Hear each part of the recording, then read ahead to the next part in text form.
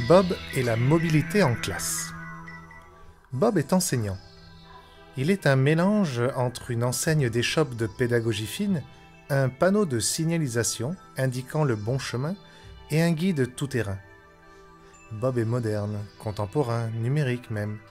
Il croit que la technologie peut être bonne pour l'avenir du genre humain.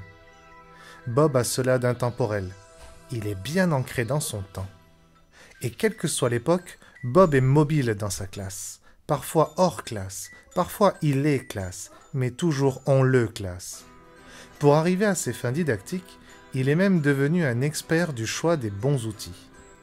Tantôt comparateur inlassable de manuels et de méthodes en tout genre, tantôt testeur alpha, parfois bêta, mais toujours prêt à hisser haut et fort la bannière du 2.0 abouti. Et quand il s'agit du bien de ses élèves, Bob connaît ce qu'il fera à la légèreté des sacs et permettra à ses cours de marcher autour de bâtiments trop fixes à son goût. Nous l'avons dit, Bob a la bougeotte. Il veut être mobile pour mettre en marche l'apprenant. Bob a donc fait le choix d'un usage pro de son smartphone privé. Oui, il sait que c'est mal et que certains de ses collègues lui conseillent de ne pas le faire, mais il est un peu têtu et, entre nous, il ne trouve pas d'alternative. Aucun objet ne réunit en un artefact l'appareil photo, l'enregistreur audio, la caméra, l'ordinateur de poche et le téléphone. Alors, en attendant une dotation de son employeur, il utilise son smartphone. Bob utilise aussi une tablette. Bien qu'il ait fait un choix de marque de façon personnelle, il enseigne en ouvrant le champ des possibles.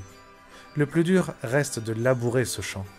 Mais il creuse, il force, il tombe parfois sur des accros aux ordinateurs, des shootés à Windows, mais de sa bêche numérique et avec des mots simples, il montre la voie d'un sac scolaire complet à moins de 1,5 kg. Pour son dos, pour le leur, et un jour pour tous.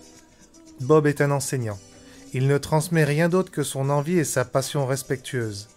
Si un jour tu le croises, encourage-le, comme tu le ferais d'un coureur cycliste près du col du Tourmalet. Il en a bien besoin.